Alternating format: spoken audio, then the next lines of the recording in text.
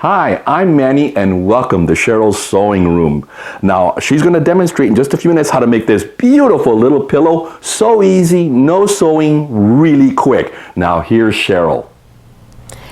To make this decorative pillow, you'll need one package of Poly-Fil polyester batting. Get the crib size that is 45 inches by 60 inches wide.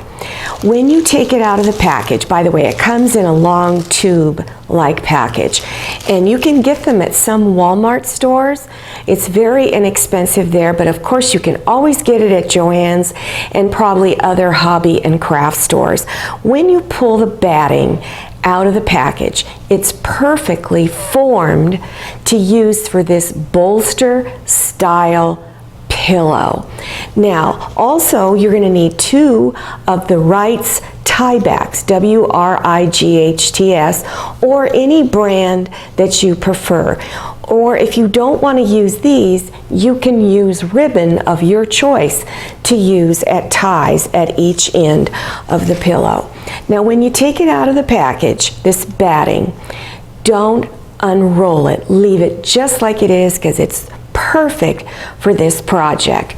You'll also need 3/4 of a yard of 42-inch wide fabric. Now, before you start making the pillow, trim the raw edge straight and then have the back side of the fabric facing up. At your ironing board, take the raw edge and fold it over 1/2 inch and press all the way down. Then fold it again and press all the way down, and you're folding it 3 inches, and you're just doing it at one end. Take the pillow form, the batting, and set it right in the middle of your fabric. Now, I can still see my original fold line right there, so I'm using that as a guide. Then you want to take your selvage edges, this is the selvage along here, and fold it in towards the pillow, and I've put it under the pillow edge right here just a little bit. And mine comes out to about 8.5 inches from the fold over to just under the pillow. So I'm going to fold it that distance all the way down, and I would advise you to place pins along here to hold it. Then at your ironing board, press this folded edge all the way down, and you're going to do the same thing on the other side. Lay your pillow back out, starting at the end where all of the edges are folded. You're going to leave those pins that you add in here on the side. We will remove those later. Now take your folded edge down here and place a few pins to hold it there while we roll. These will be removed later. So you'll need about 3, 1 in the middle, 1 at each end. Then you're going to begin rolling it, all right? And when this edge of the fabric touches down on the other side here, you're going to measure 6.5 inches from that edge out and trim any excess off.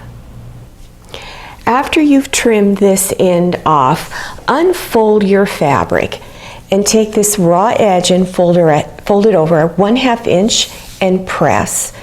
And then again, fold it over 3 inches and press. Then refold your sides like this and give it a good pressing in the corner. Make sure you do it on both sides. And also place pins along the edge here temporarily while you roll the pillow. Place the pillow form back on the inside and roll this edge up over the top and place 3 pins temporarily to hold. Now roll it towards the edge. I'm going to pull this back just a little bit, and as you get close to this section here, go ahead and pull your pins out, because you don't want to leave them in there, otherwise you're going to get a surprise when you go to use it. And then fold this up over the top, and you're going to, again, place pins temporarily to hold. Place one at each end and one more. Then reach inside and pull the other pins out that you have inside. So make sure you take all of those out. The last step to do, and then you'll be done, is to take your drapery ties and you're going to bunch this up. Now I'm going to be honest with you. I had my husband do this part for me because most of you know I have an issue with my right hand. It doesn't close. So I had him tie these on here for me.